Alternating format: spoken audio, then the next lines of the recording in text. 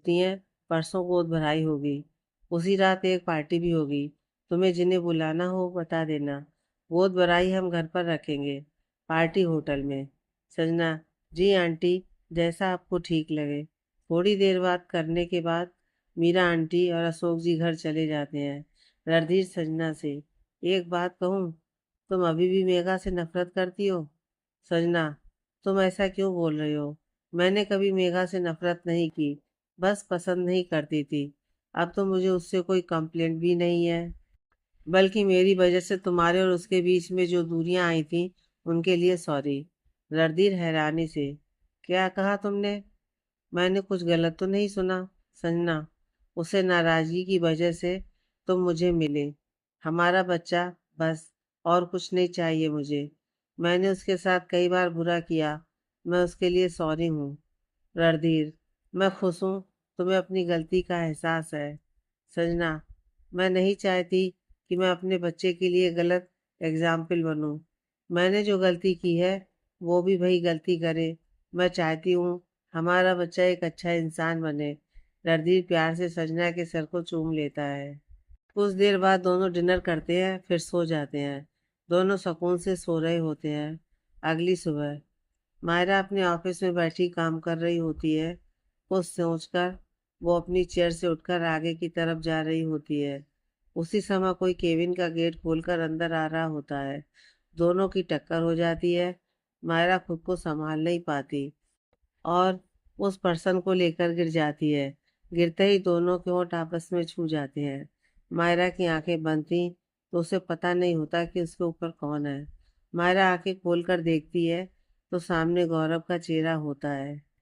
मायरा जल्दी से गौरव को धक्का देकर खड़ी हो जाती है। गौरव उठकर मायरा के दोनों बाजुओं को पकड़कर दीवार से लगा देता है। गौरव को इतना पास देखकर मायरा की हार्ट बीट तेज हो जाती है। वो एकटक गौरव को देखती है। गौरव: तुम्हें पता है तुमने क्या किया अभी? मायरा जल्दी से अपनी गर्दन नामे हिला देती है। गौरव मायरा के और करीब आकर: तुमने मेरी फर्स्ट किस चुराई है। अब बताओ क्या सजा दूं? माया घबराकर: मैंने कुछ नहीं किया, वो सब गलती से हुआ है। गौरव: पर गलती तो की है तुमने। हाय, अब मैं किसी को मुंह दिखाने लायक नहीं रहा। गौरव नाटक करते हुए बोलता है। मायरा: प्लीज लीव मी, मुझे काम है। मायरा मासूमियत से बोलती है। गौरव उसे छोड़ देता है। मायरा जाने को होती है तो गौरव हाथ पकड़कर दोबारा अपनी तरफ खींच लेता है। मायरा सवालिया नजरों से उसे देखती है। गौरव उसके कान के पास आकर: ये बात कभी नहीं भूलूंगा कि तुमने मेरी फर्स्ट किस चुराई है, और ना ही तुम्हें भूलने दूंगा। गौरव उसके कान के पास किस कर देता है। मायरा सियर उठती है। रात को संजना रणधीर से पूछती है, बताओ मैं कौन सी ड्रेस पहनूं? संजना दो ड्रेस को अपने हाथों में पकड़ती है, फिर इशारे से पूछती है, ये वाली या ये वाली? रणधीर: दोनों ही अच्छे हैं, और तुम पर तो सब अच्छा लगता है। तुम हो ही इतनी खूबसूरत। संजना: खूबसूरती को छोड़ो, ये बताओ मुझ पर सबसे ज्यादा अच्छा कौन सा लगेगा? रणधीर दोनों ड्रेस को ध्यान से देखता है, फिर इशारे से बोलता है, ये वाली। संजना दूसरी ड्रेस को देखकर बोलती है, मतलब मुझ पर ये वाला रंग अच्छा नहीं लगेगा? रणधीर को लगा संजना को दूसरी ड्रेस पसंद है, जो उसने पसंद की वो नहीं, तो वो बोला, हाँ दूसरा वाला ज्यादा अच्छा है, तुम यही पहनना। संजना उदास होकर: मतलब जो तुमने पहले पसंद किया था वो मुझ पर अच्छा नहीं लगेगा? अब रणधीर कंफ्यूज हो जाता है कि वो क्या जवाब दे। रणधीर सर पकड़कर संजना को देखता है। संजना फिर से वही सवाल करती है, बताओ ना रणधीर, चुप क्यों हो? अब रणधीर चिढ़कर बोलता है, संजू यार मुझे नहीं पता। संजना मुंह बनाकर बैठ जाती है। रणधीर उठकर उसके पास आता है और उसका हाथ पकड़कर बोलता है, तुम दुनिया की सबसे खूबसूरत औरत हो मेरे लिए, और हाँ मैं समझ गया, तुम मुझे परेशान कर रही हो। संजना मुस्कुराकर: जब तुम मेरे नखरे झेलते हो ना, मुझे अच्छा लगता है। रणधीर हक कर लेता है।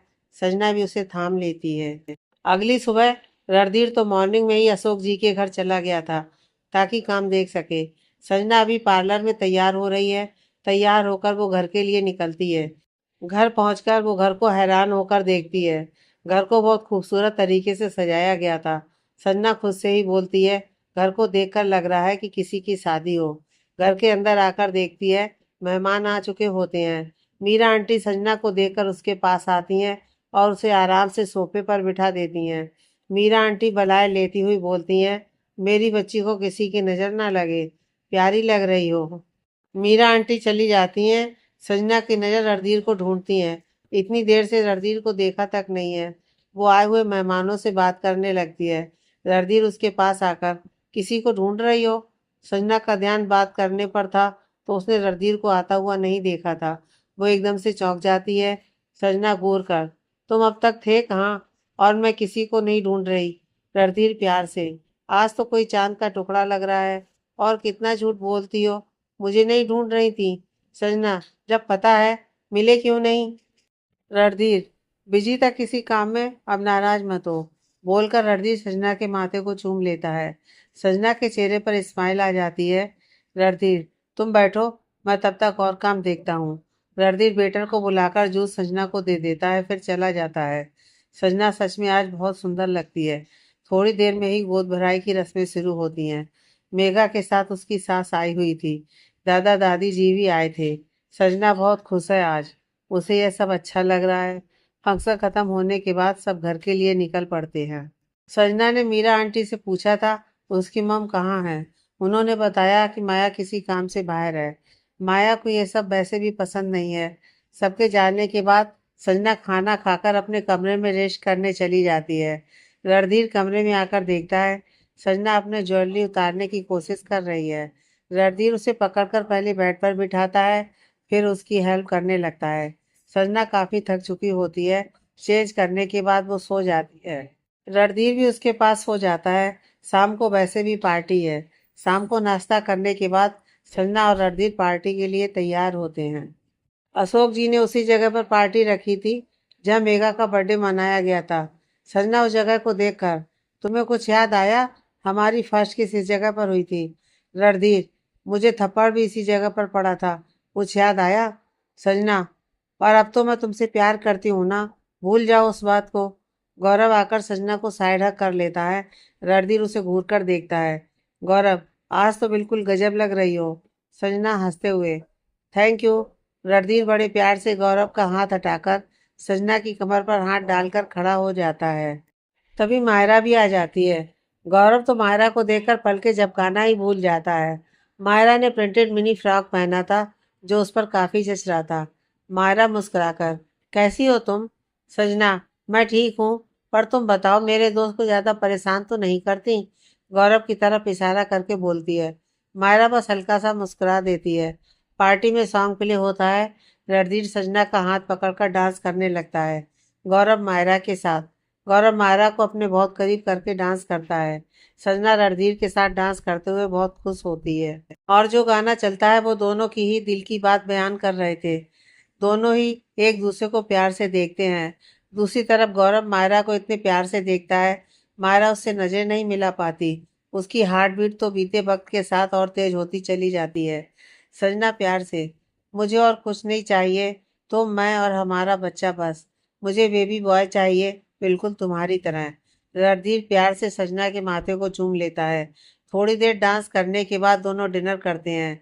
मेघा संजना से मिलकर बात करती है तो संजना भी अच्छे से जवाब देती है। रणधीर को देखकर अच्छा लगता है।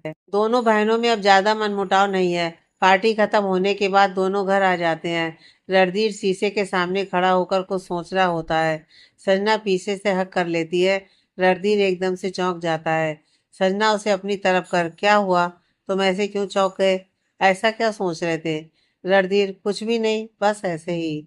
संजना खुद से ही बोलती है। ये रणधीर झूठ क्यों बोल रहा है? गाड़ी में भी बहुत शांत था, अभी भी परेशान सा दिख रहा है। आखिर बात क्या है? यह मुझे बता क्यों नहीं रहा है? रणधीर का फोन बज पड़ता है। फोन पर नाम देखकर रणधीर के चेहरे पर परेशानी साफ झलक रही थी। वो फोन उठाकर बाहर चला जाता है बात करने। संजना उसका कमरे में ही वेट करती है। उसे नींद आने लगती है। संजना वेट करते हुए सो जाती है। जब रणधीर कमरे में आता है तो देखता है कि संजना सो रही है। वो उसे ढंग से लेटा देता है, फिर खुद भी लेट जाता है। नींद उसकी आंखों में बिल्कुल नहीं थी। सोचते सोचते वो कब सो जाता है उसे पता नहीं चलता। अगली सुबह दोनों नाश्ता कर रहे होते हैं। तभी रणधीर का फोन बजता है। फोन लेकर दूसरी साइड चला जाता है। रणधीर फोन पर, मुझे नहीं आना, ना मिलना है। दूसरी साइड से कुछ बोला जाता है। जिसे सुनकर फोन छूटते छूटते बजता है। रणधीर वहां से गले से बोलता है, मैं अभी आ रहा हूँ। रणधीर संजना के पास आता है। संजना कुछ पूछती उससे पहले ही रणधीर बोलता है, मैं अभी जा रहा हूँ, बाद में मिलता हूँ। रणधीर जाने को होता है कि संजना उसका हाथ पकड़कर बोलती है, अपना ध्यान रखना। रणधीर उसकी तरफ पलटकर हाँ बोलता है, फिर चला जाता है। रणधीर स्पीड में गाड़ी चला रहा होता है। उसे बस जल्दी से उस जगह पहुंचना होता है। रणधीर एक बड़े से घर के बाहर गाड़ी रोकता है।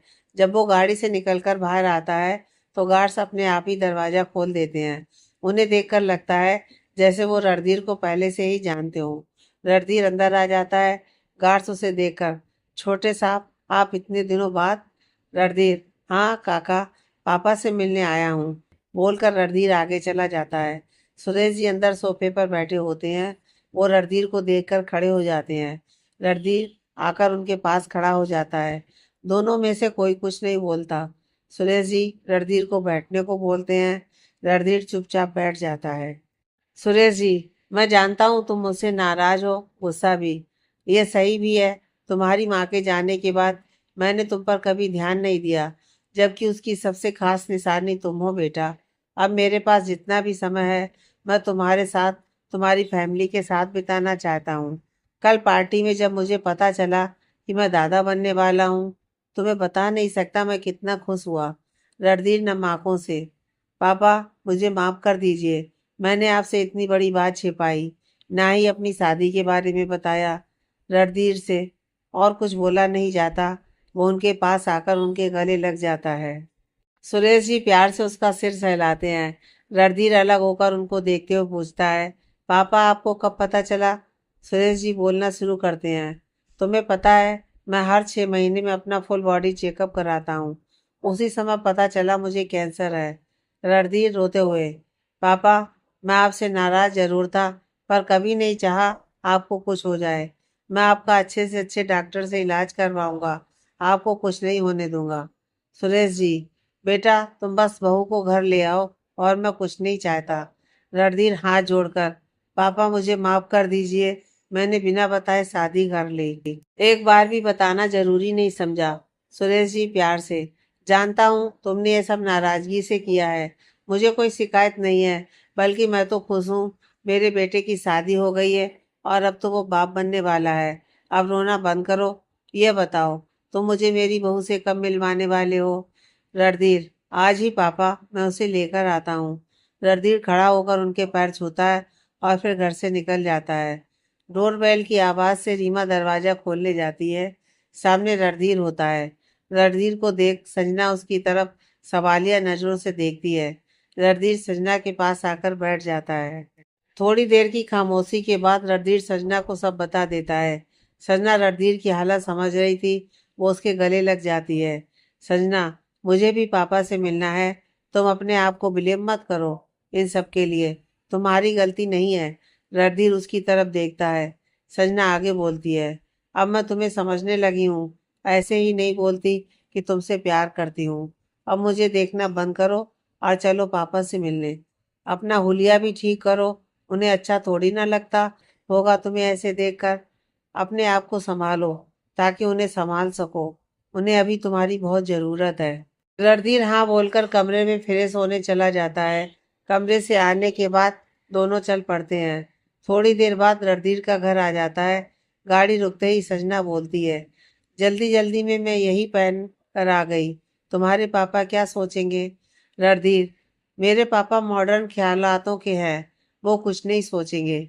संजना को ठीक तो नहीं लगता, पर अब कुछ किया भी नहीं जा सकता था, तो वो चुपचाप गाड़ी से उतरती है। संजना ने हल्का लॉन्ग फ्रॉक पहना था, ऑरेंज कलर का। रणधीर आराम से संजना को सोफे पर बिठाता है। तुम बैठो, मैं पापा को बुलाकर लाता हूँ। संजना घर को देखती है। उसे घर पसंद आता है। संजना देख ही रही होती है कि सूरज जी को लेकर रणधीर आ जाता है।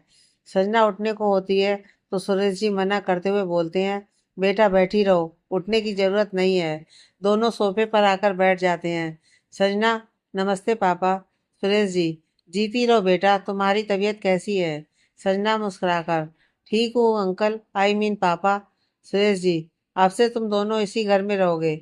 मैं अपने बहू और अपने ग्रैंड चाइल्ड से दूर नहीं रह सकता। रणधीर और संजना एक साथ। जी पापा। दोनों एक दूसरे को देखकर हल्का सा मुस्कुरा देते हैं। रणधीर, पर पापा हमें थोड़ा टाइम लगेगा। एक बार सारा सामान अच्छे से शिफ्ट हो जाए फिर हम आ जाएंगे। बस आप 1-2 दिन रुक जाइए। एकदम से संजना के मुंह से आह निकलती है। संजना जल्दी से अपना हाथ अपने पेट पर रख लेती है। संजना की मुंह से आह सुनकर रणधीर घबरा जाता है। क्या हुआ संजू, तुम ठीक हो? संजना उसकी ओर देखकर, बेबी ने किक किया। रणधीर, तुम सच बोल रही हो? संजना मुस्कुराकर हाँ में गर्दन हिला देती है। रणधीर जल्दी से अपना हाथ संजना के पेट पर रख देता है। बेबी फिर से किक करता है। रणधीर खुशी से चिल्लाकर, बेबी ने किक किया। I am so happy. पापा आपने सुना? बेबी ने किक किया। सुरेश जी, हाँ बेटा सुना मैंने। क्या मैं भी?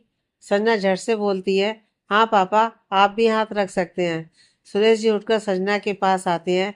एक साइड रणधीर बैठा होता है, दूसरी साइड सुरेश जी बैठे होते हैं। बीच में संजना। एकदम से बेबी जोर से किक करता है। संजना की फिर से आह निकल जाती है।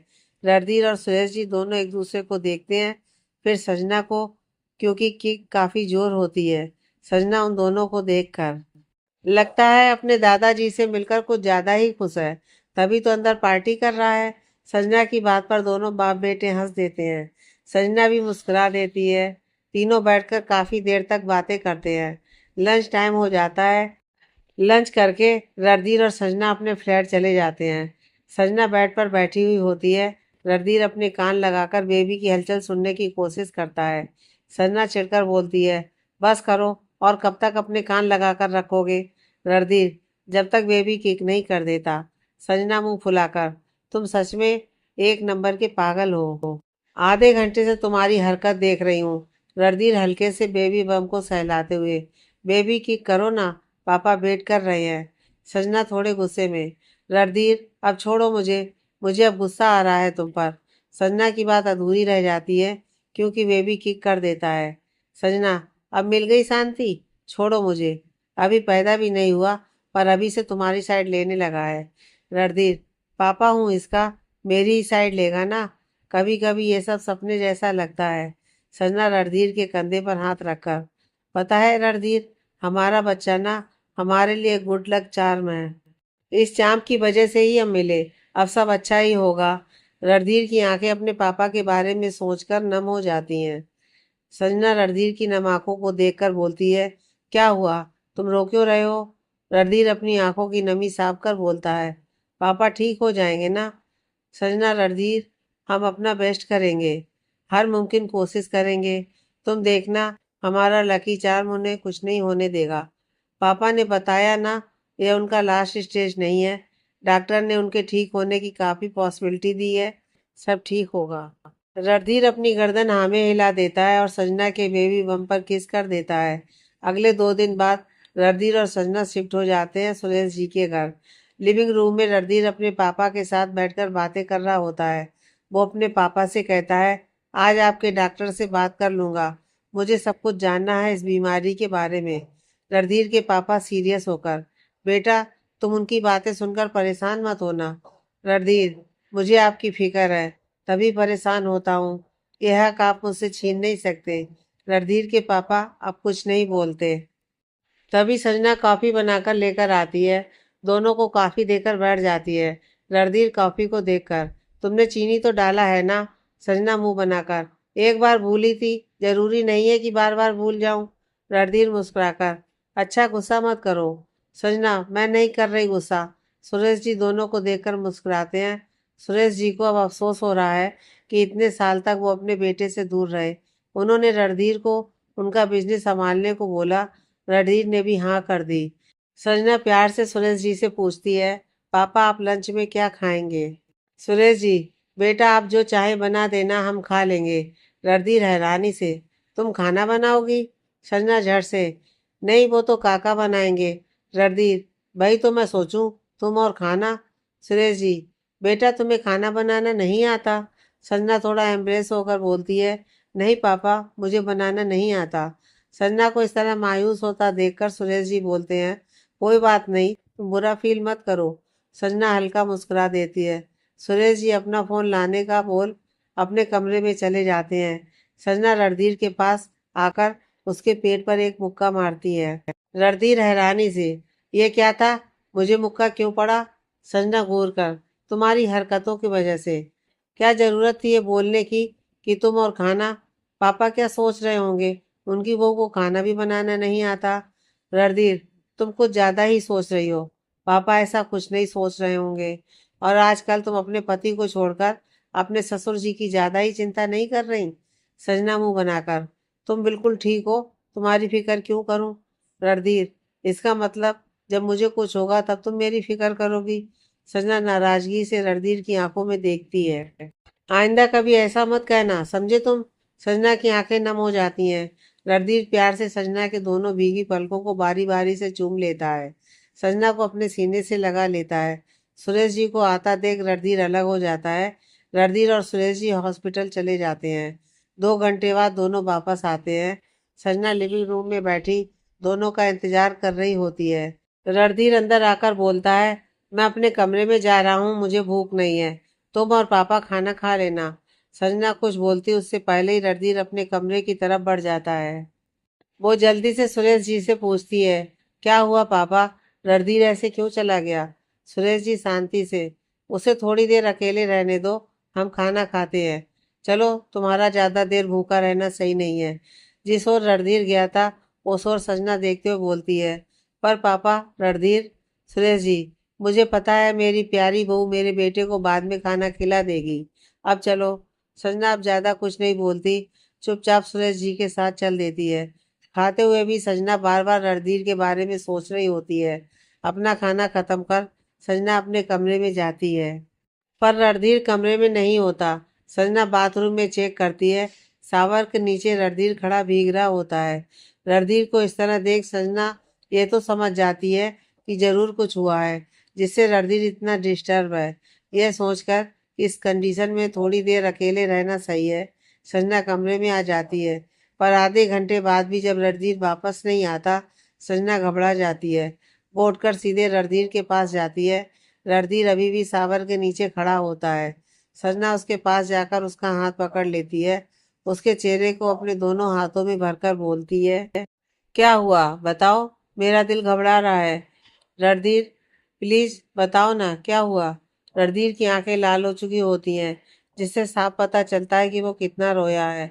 रणधीर रुक रुक कर बोलता है, वो पापा। संजना, क्या पापा? बोलो रणधीर। रणधीर की आंखें दोबारा भर जाती हैं। वो अपने आप को संभालते हुए बोलता है, डॉक्टर ने कहा वो श्योर नहीं है, पॉसिबिलिटी सिर्फ 70% है। अगर पापा ठीक नहीं हुए तो वो सिर्फ 2 से 3 साल ही जिंदा रह पाएंगे। संजना भी सुनकर शॉक्ड रह जाती है। वो खुद को संभालते हुए बोलती है, खुद को संभालो, तुम कमजोर पड़ गए तो पापा को कौन संभालेगा? पापा तुम्हें ऐसे टूटते हुए नहीं देख पाएंगे। रणधीर खामोशी से अपनी गर्दन हाँ में हिला देता है। संजना शावर को बंद करती है। रणधीर का ध्यान अब संजना पर जाता है। वो पूरे तरीके से भीग चुकी होती है। रणधीर, तुम भीग चुकी हो, मैं तुम्हारे कपड़े लेकर आता हूँ। तुम अपने कपड़े यहाँ चेंज कर लेना, मैं बाहर कर लूंगा। संजना कुछ नहीं बोलती, सिर्फ रणधीर को देखती है। रणधीर कपड़े लेकर आता है संजना के, फिर बाथरूम के बाहर चला जाता है। संजना कपड़े चेंज करके बाहर आती है। वो सर्वेंट को बुलाकर कमरे के पानी को साफ करने को बोल देती है।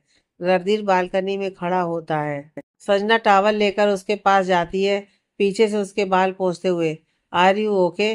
संजना का हाथ पकड़कर रणधीर उसे अपने सामने लाता है। तुमने खाना खाया? संजना, हाँ, पापा ने भी खा लिया, तुम भी थोड़ा खा लो। रणधीर बात मानकर थोड़ा सा खा लेता है। वैसे भी वो संजना को कोई स्ट्रेस नहीं देना चाहता। रात के करीब 9 बजे रणधीर अपने गार्डन में रखे चेयर पर बैठा होता है। सुरेश जी उसके पास आते हैं। बैठते हुए बोले, क्या हुआ बेटा, तुम परेशान हो? रणधीर उनकी आवाज़ सुनकर होश में आता है। नहीं पापा, बस कुछ सोच रहा था। पापा, क्यों ना हम अमेरिका जाएं? सुरेश जी, रणधीर के हाथ पर हाथ रखकर, मेरा एक खास दोस्त अमेरिका में डॉक्टर है, मैंने उससे बात कर ली थी, वो जल्दी इंडिया आएगा, मैं उसके साथ अमेरिका चला जाऊंगा। रणधीर, पापा, मैं अभी आपके साथ चलूंगा। सुरेश जी, नहीं, तुम मेरे साथ नहीं जाओगे, बल्कि यहाँ रहोगे सजना के पास, उसे तुम्हारी ज़रूरत है, इस हालत में अकेले छोड़ना सही नहीं है। रणधीर कुछ बोलता उससे पहले ही सजना आकर, मीरा आंटी है मेरा ध्यान रखने के लिए, मैं यहाँ पर अकेली नहीं हूँ पापा, आप इसे ले जाइए अपने साथ, मुझे जब देखो तब परेशान करता रहता है। सुरेश जी मुस्कुराकर खड़े हो जाते हैं। जानता हूँ बेटा तुमने ऐसा क्यों बोला, पर रणधीर मेरे साथ नहीं जाएगा। सजना, पापा ये फैसला आप अकेले नहीं कर सकते, आपके कहने पर रणधीर रुक भी जाए तो भी वो चैन से नहीं रह पाएगा। इतने समय तक वो आपसे दूर रहा है, उसे अब और दूर मत कीजिए। कल को कुछ हो जाता तो रणधीर कभी अपने आप को माफ नहीं कर पाएगा। पूरी जिंदगी वो इसी गिल्ट में रहेगा कि वो आपके साथ नहीं था। आप चाहते हैं आपका बेटा पूरी जिंदगी गिल्ट में रहे? सुरेश जी भावुक होकर सजना के सर पर हाथ फेरते हैं। तुम मेरे बेटे के लिए बिल्कुल सही लड़की हो। मैं रणधीर को अपने साथ ले जाऊंगा, पर तुम्हारी डिलीवरी के बाद मैं अपने ग्रैंड चाइल्ड को देखना चाहता हूँ एक बार, उसे अपनी गोद में उठाना चाहता हूँ। रणधीर, पर इसमें तो देरी हो जाएगी। सुरेश जी, ऐसा कुछ नहीं होगा। जब तक यहाँ हूँ मेरा इलाज यहाँ चलता रहेगा। डिलीवरी में मुश्किल से 2 महीने ही बचे हैं। इस बीमारी के बारे में सही टाइम पर पता चल गया। मैं अभी बिल्कुल ठीक हूँ। जो कुछ फॉर्मेलिटीज़ हैं वो पूरी हो जाएंगी। तब तक मेरा दोस्त भी इंडिया आ जाएगा। तुम दोनों को मेरी बात सुननी होगी, नहीं तो मैं नहीं जाऊंगा अमेरिका। सुरेश जी की बात पर दोनों हाँ बोल देते हैं। कमरे में रणधीर, तुम क्या बोल रही थी? मैं तुम्हें परेशान करता हूँ? सजना, सच ही बोला है। रणधीर, अब बताता हूँ परेशान करना क्या होता है। सजना अपने कदम पीछे ले लेती है। देखो तुम पीछे रहो, बेबी के बारे में सोचो। रणधीर आगे बढ़कर सजना का हाथ पकड़ लेता है। अपने एक हाथ से सजना का चेहरा पकड़कर, थैंक यू आज संभालने के लिए। रणधीर माथे को चूम लेता है। सजना अपनी बाहें रणधीर के गले में डालकर, because I love you, Randhir के गाल को सजना चूम लेती है। दोनों अब आराम से सो जाते हैं। रणधीर अपने पापा की कंपनी ज्वाइन कर लेता है। वो कंपनी के साथ साथ सजना और अपने पापा का भी ध्यान रख रहा था।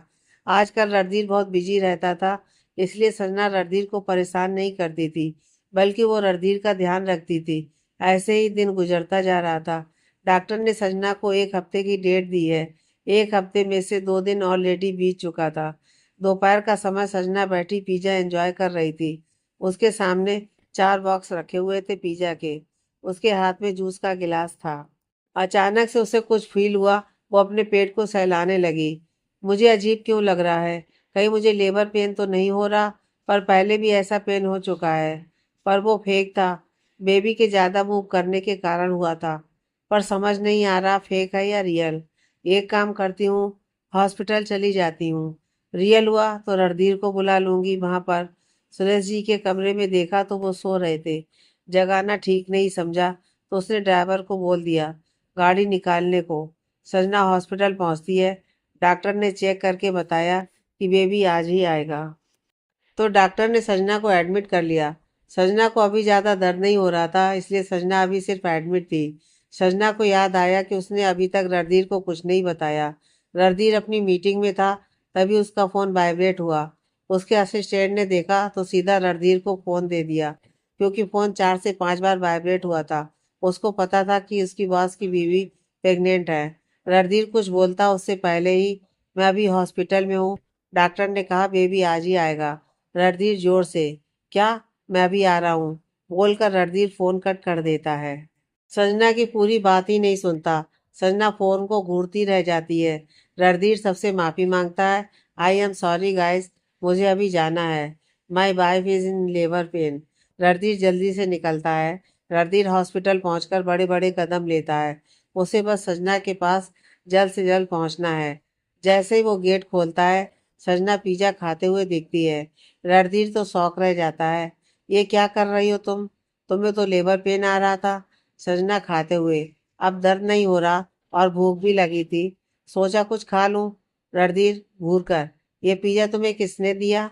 संजना खाते हुए, ड्राइवर से मंगवाया है। रणधीर बॉक्स छीन लेता है। चुपचाप लेटी रहो, अब और कुछ नहीं खाओगी? तुम अकेले यहाँ आई हो, एक बार मुझे बताना तो चाहिए था ना। संजना मुंह बनाकर, कंफर्म नहीं था इसलिए नहीं बताया। अब तुम सबको कॉल कर दो, मीरा आंटी को पता चला तो डांटेंगी मुझे। रणधीर फोन करने लगता है। रणधीर सबसे पहले मीरा आंटी को कॉल करके बताता है, फिर अपने पापा को कॉल करता है। सुरेश जी आने को बोलते हैं तो रणधीर मना कर देता है, यह बोलकर कि अभी टाइम है। रणधीर फोन रखकर सजना की तरफ देखता है। उसको कुछ ठीक नहीं लगता तो वो पूछता है, क्या हुआ? सजना अपने पेट पर हाथ रखकर दर्द में बोलती है, डॉक्टर को बुलाओ, मुझे ठीक नहीं लग रहा। रणधीर जल्दी से डॉक्टर को बुलाता है। डॉक्टर आकर रणधीर को बाहर जाने को बोलती है। रणधीर मना करते हुए बोलता है, नहीं डॉक्टर, मैं अपनी संजू के पास रहूंगा, उसे अकेला नहीं छोड़ने वाला। रणधीर कसके सजना का हाथ पकड़ लेता है। डॉक्टर कुछ नहीं कहती। सजना का दर्द देख रणधीर अपने आंसू नहीं रोक पाता। वो रो पड़ता है, साथ ही सजना के माथे को प्यार से सहला भी रहा होता है। सजना का एक हाथ रणधीर के हाथ में होता है। रणधीर के साथ के कारण सजना इतना दर्द बर्दाश्त कर लेती है। मीरा आंटी, अशोक जी वहां मौजूद होते हैं। रणधीर के मना करने के बाद भी सुरेश जी वहां आ जाते हैं। सबकी आंखों में बस इंतजार होता है खुशखबरी का। आखिरकार इतना दर्द बर्दाश्त करने के बाद सजना अपने बच्चे को जन्म देती है। बच्चे के रोने की आवाज़ सुन दोनों की आंखें नम हो जाती हैं, पर खुशी से। डॉक्टर जब बच्चे को रणधीर के हाथों में देती है, रणधीर के हाथ कांप रहे होते हैं। वो प्यार से अपने बच्चे को देखता है। सजना को दिखाते हुए बोलता है, हमारा लकी चार्म, हमारा बेटा। इस मेमोरी को यादगार बनाने के लिए डॉक्टर उन तीनों की एक पिक खींचती है। सजना की आंखें धीरे धीरे बंद होने लगती हैं। रणधीर यह देखकर टेंशन में बोलता है, डॉक्टर सजना को देखिए। डॉक्टर, वो ठीक है, थकान की वजह से उनकी आंखें बंद हो गई हैं। आप बच्चे को नर्स को दे दीजिए, वो बच्चे को अच्छे से साफ कर देगी। नर्स बच्चे को साफ कर बाहर ले आती है। नर्स को आता देख सब खड़े हो जाते हैं। माया भी होती है। नर्स खुशी से, बधाई हो, बेटा हुआ है। सबसे पहले मीरा आंटी बच्चे को गोद में लेती हैं। फिर बारी बारी से सब बच्चे को गोद में लेते हैं।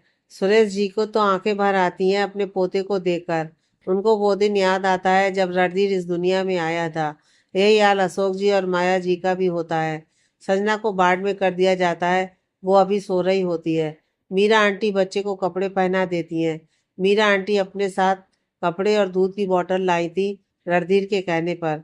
बच्चा भी आराम से रणधीर की गोद में सो रहा होता है। संजना की आंखें खुलती हैं। रणधीर उसको जगह देख उसके पास आता है। बच्चे को वो सजना की साइड लिटा देता है। रणधीर प्यार से, तुमने जिंदगी की सबसे बड़ी खुशी दी है। प्यार से सजना का माथा चूम लेता है। सब सजना को बधाई देते हैं। माया चिंता जताते हुए बोलती है, तुम्हें बहुत दर्द हुआ होगा ना, अब तुम ठीक हो? सजना, मम, उस दर्द से कहीं ज्यादा खुशी मिली है मुझे अपने बच्चे को देखकर। आज समझी हूँ माँ बनने का एहसास क्या होता है। माया हल्का सा मुस्कुरा देती है। सब काफी देर तक रुकते हैं। रात होने पर रणधीर सबको घर भेज देता है और खुद रुक जाता है। नर्स खड़ी होती है। सजना बच्चे को दूध पिला रही होती है। रणधीर इस टाइम बाहर होता है। जब रणधीर आता है तब तक सजना बच्चे को दूध पिला चुकी होती है। सजना चहक गए, तुम्हें पता है बेबी ने अभी दूध पिया, बोतल वाला नहीं बल्कि मेरा। रणधीर मुस्कुरा देता है। नर्स वहां से चली जाती है। रणधीर सजना के पास आकर बैठ जाता है। दोनों बच्चे को देखते हैं। सजना अपने बेटे को देखते हुए, माँ बाप अपने बच्चे के लिए कितना कष्ट उठाते हैं, और जब वही बच्चा बड़ा होकर उनकी बात नहीं मानता, उनको गलत समझता है तो कितना बुरा लगता है। अगर मेरे बेटे ने बड़े होकर ऐसा किया ना, बहुत बुरा लगेगा। रणधीर, सही कहा तुमने, मुझे भी लगता है। मैंने कभी पापा को समझा ही नहीं। गलती हम दोनों की थी। मैं थोड़ा झुक जाता या फिर उनको समझाने की कोशिश की होती तो शायद हम इतने समय तक अलग नहीं रहते। सजना, मैंने भी अपनी बातों से कई बार मम डैड को हर्ट किया है। अब बस मैं उनके साथ कोई मिसबिहेव नहीं करूंगी। हमें नहीं पता वो कब तक हमारे साथ रहेंगे। उनके जाने के बाद यह नाराजगी, यह गुस्सा किससे करेंगे? कुछ नहीं रहेगा, सिर्फ यादें होंगी। मुझे अच्छी मेमोरीज चाहिए, बुरी नहीं। रणधीर, माँ बनने के बाद काफी गहरी बातें करने लगी हो। संजना प्यार से अपने बेटे के माथे को चूम लेती है। रणधीर बच्चे को अपनी गोद में ले लेता है संजना की गोद से। तभी दरवाजा खुलता है। मीरा आंटी खाना लेकर आती हैं। चलो अब तुम दोनों खाना खा लो, बच्चे को मुझे दे दो। रणधीर बच्चे को मीरा आंटी को दे देता है। संजना के लिए बिना मसालेदार खाना आया था। रणधीर संजना को खाना खिलाता है। संजना मुंह बनाकर, बस बस और नहीं खाना, यह बिल्कुल भी अच्छा नहीं है। रणधीर चम्मच बढ़ाकर, तुम्हारे लिए तो शाही पनीर लाऊं ना, चलो चुपचाप खा लो। खाओगी नहीं तो ताकत कहाँ से आएगी? संजना मुंह बनाकर खाते हुए, जब देखो तब डांटते ही रहते हो। संजना को अच्छे से खिलाने के बाद रणधीर अपना डिनर कर मीरा आंटी को घर भेज देता है और खुद रुक जाता है। बच्चा एकटक रणधीर को देख रहा होता है। रणधीर, क्या हुआ बेबी? आपको नींद नहीं आ रही? हाँ, पापा को ऐसे क्या देख रहे हो? देखो आपकी मम्मी तो सो गई। रणधीर बच्चे को लेकर टहलने लगता है। काफी देर बाद बच्चा सो जाता है। रणधीर उसे आराम से पालने में लिटा देता है, फिर सोफे पर जाकर सो जाता है। आधी रात को बच्चे की रोने की आवाज आती है। दोनों की नींद खुल जाती है। रणधीर बच्चे को गोद में उठा लेता है, लेकर संजना को दे देता है। संजना उसे दूध पिलाती है। दूध पीने के बाद बच्चा आराम से सो जाता है। संजना, मेरे पास आओ ना। रणधीर, मुझे तुम्हारे सीने पर सर रखकर सोना है। रणधीर उसके पास आ जाता है। संजना आराम से उसे हक करके सो जाती है। अगली सुबह मीरा आंटी जल्दी आ जाती हैं ताकि रणधीर घर जा सके। रणधीर घर आकर जल्दी फ्रेश हो जाता है ताकि जल्दी हॉस्पिटल आ सके। हॉस्पिटल में फिर से भीड़ लग जाती है। सब वहाँ मौजूद होते हैं। शाम को संजना का डिस्चार्ज हो जाता है। वो घर आ जाती है। एक हफ्ते तक रणधीर ऑफिस नहीं जाता, घर पर रहकर अपनी दोनों जान का ध्यान रखता है। शाम को मेघा और करण आते हैं संजना और बेबी से मिलने। मेघा अपने साथ टॉयज और कपड़े लेकर आती है। संजना उन सब चीज़ों को देखकर, इतना कुछ लाने की क्या जरूरत थी? मेघा बच्चे को गोद में लेकर, जरूरत थी, मौसी हूँ इसकी, खाली हाथ कैसे आती? संजना, अब तुम यहाँ हो तो तुम जरा अपने दोस्त को समझाओ। आजकल कुछ ज्यादा ही हिटलरगिरी झाड़ता रहता है। रणधीर घूर कर, मैंने क्या किया जो तुम मेरी शिकायत कर रही हो? मेघा, तुम मेरी बहन को परेशान कर रहे हो। मेघा के मुंह से बहन शब्द सुनकर संजना को अच्छा लगता है। रणधीर, तुम अपनी बहन को जानती नहीं हो, कितनी बड़ी नौटंकीबाज है। बस ड्रामे करती रहती है और कुछ नहीं। संजना, हाँ तो क्या हो गया? तुम हो किस लिए? मेरे नखरे झेलने के लिए, और क्या? करण धीरे से मेघा से पूछता है, क्या ये दोनों हमेशा ऐसे लड़ते हैं? मेघा मुस्कुराकर, तुमने अभी तो कुछ नहीं देखा। शादी से पहले एक दूसरे पर झपटने को तैयार रहते थे। कल बच्चे का नामकरण था तो संजना उन दोनों को आने को बोल देती है।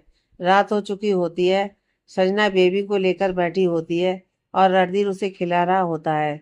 संजना खाते हुए, तुमने सोचा हम बेबी का क्या नाम रखने वाले हैं? रणधीर कुछ सोच ही नहीं पा रहा था। संजना अपना फोन उठाकर, गूगल बाबा किस दिन काम आएगा, चलो गूगल पर देखते हैं।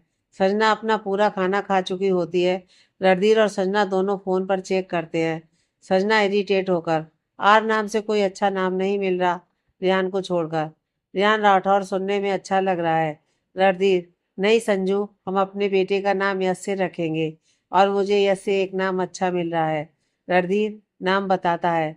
संजना, पर मुझे लगा हम आर से रखेंगे। चलो कोई बात नहीं, यह नाम अच्छा है, इसलिए मैं एग्री हूँ। अगली सुबह संजना कमरे में तैयार हो रही होती है। रणधीर जैसे ही कमरे में आता है उसकी नज़र संजना पर टिक जाती है। संजना ने आज साड़ी पहनी थी सिर्फ रणधीर के लिए। संजना तैयार होने में बिजी होती है। उसे एहसास नहीं होता कि रणधीर कमरे के अंदर है। रणधीर झुककर संजना की कमर पर किस कर देता है। यह एहसास होते ही संजना के होठों पर मुस्कुराहट आ जाती है। रणधीर प्यार से बोलता है, आज मैं तुम्हें तैयार कर दूं? संजना की हाँ पाकर रणधीर संजना को रेडी करता है। रणधीर प्यार से निहारता है। संजना उसकी बाजुओं को पकड़कर, तुम्हें काम नहीं है, जाओ अब बाहर।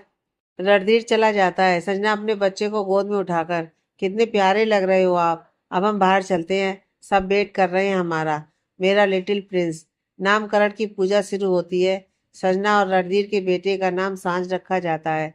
दादा दादी ने जब बच्चे को देखा तो वो खुद को रोक नहीं पाए प्यार लुटाने से। उनके चेहरे की चमक ही बता रही थी कि वो कितने खुश हैं। संजना, बताएं दादी, मेरा बेटा कैसा है? दादी प्यार से सांझ को देखते हुए, प्यारा है और शांत भी, लगता नहीं है तुम पर गया है।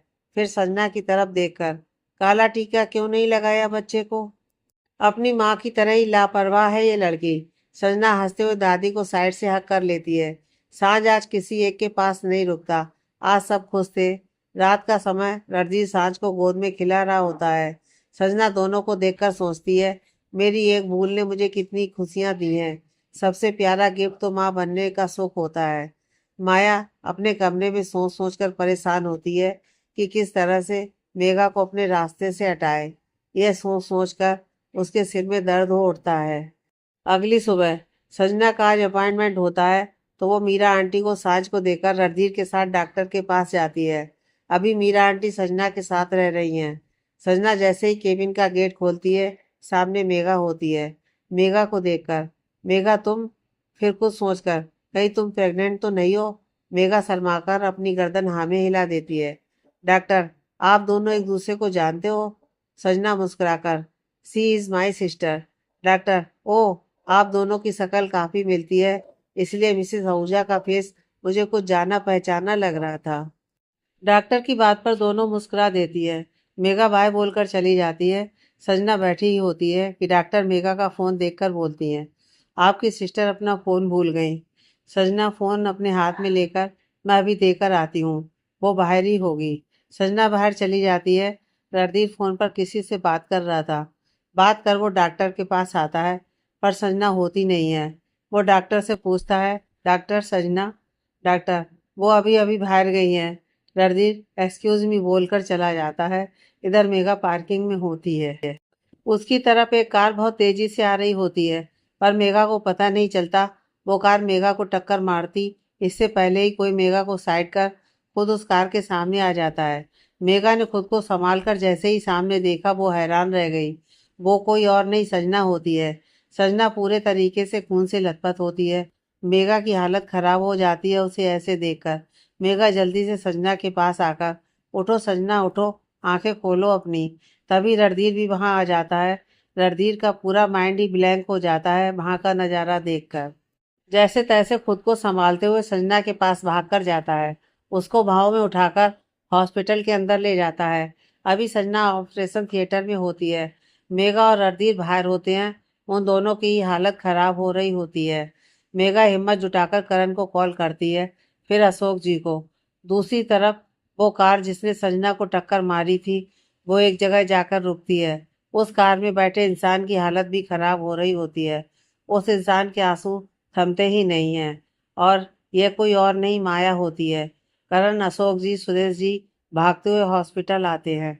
करण जैसे ही मेघा के पास आता है, मेघा उसे लिपट कर रोने लगती है। अशोक जी रणधीर से सवाल करती हैं, ये सब कैसे हुआ? रणधीर अपनी नम आंखों से, नहीं जानता पापा। सुरेश जी आगे बढ़कर अपने बेटे को गले से लगा लेते हैं। रणधीर गले लगे हुए रो पड़ता है। करण मेघा का सर सहला रहा होता है। मेघा करण से अलग होकर हकलाते हुए, वो वो मैं पार्किंग में थी, उस समय एक कार ने संजना को टक्कर मारी। मेघा रोते हुए, उस गाड़ी की टक्कर मुझसे होती अगर बीच में संजना नहीं आई होती तो। संजना ने मेरे लिए, मेघा बोलते बोलते रो पड़ती है। सब मेघा की बात सुनकर हैरान रह जाते हैं। मेघा रणधीर के पास जाकर हाथ जोड़ते हुए बोलती है, मुझे माफ कर दो, मेरी वजह से ये सब हुआ। रणधीर, तुम्हारी गलती नहीं है, गलती तो कार वाले की है, छोड़ूंगा नहीं उसे। रणधीर मेघा की भी हालत समझ रहा था। वो उसे गले से लगा लेता है। दोनों दोस्त एक दूसरे को संभालते हैं। सब बैठे इंतजार में होते हैं। रणधीर को मीरा आंटी का कॉल आता है। उधर से आवाज आती है, सोना ठीक है ना? रणधीर खुद संभाल कर बोलता है, अभी डॉक्टर बाहर नहीं आए हैं। सांस ठीक है ना? वो रो तो नहीं रहा? उधर से, अभी गोद में है। तुम चिंता मत करो, बस मेरी सोना का ध्यान रखना। रणधीर हाँ बोलकर फोन रख देता है। तभी डॉक्टर भी बाहर आते हैं। रणधीर जल्दी से डॉक्टर के पास जाकर, मेरी वाइफ कैसी है? वो ठीक है ना? डॉक्टर, वो बिल्कुल सेफ है। एक बार वो वार्ड में शिफ्ट हो जाए, फिर आप उनसे मिल लेना। संजना को शिफ्ट कर दिया जाता है। रणधीर संजना का हाथ पकड़े बैठा होता है। सब वहाँ मौजूद होते हैं। कुछ समय बाद धीरे धीरे संजना को होश आता है। संजना की आंख खुलती है तो सबसे पहले वो रणधीर को अपने पास देखती है। रणधीर अपनी नम आंखों से, तुमने कितना डरा दिया था, कोई करता है ऐसा? रणधीर की आवाज सुन सब खड़े होकर संजना के पास आ जाते हैं। मेघा उसके पास आकर, तुमने कैसे वो टक्कर अपने ऊपर ले लिया? आज अगर तुम ना होती तो। मेघा बोलते हुए रो पड़ती है।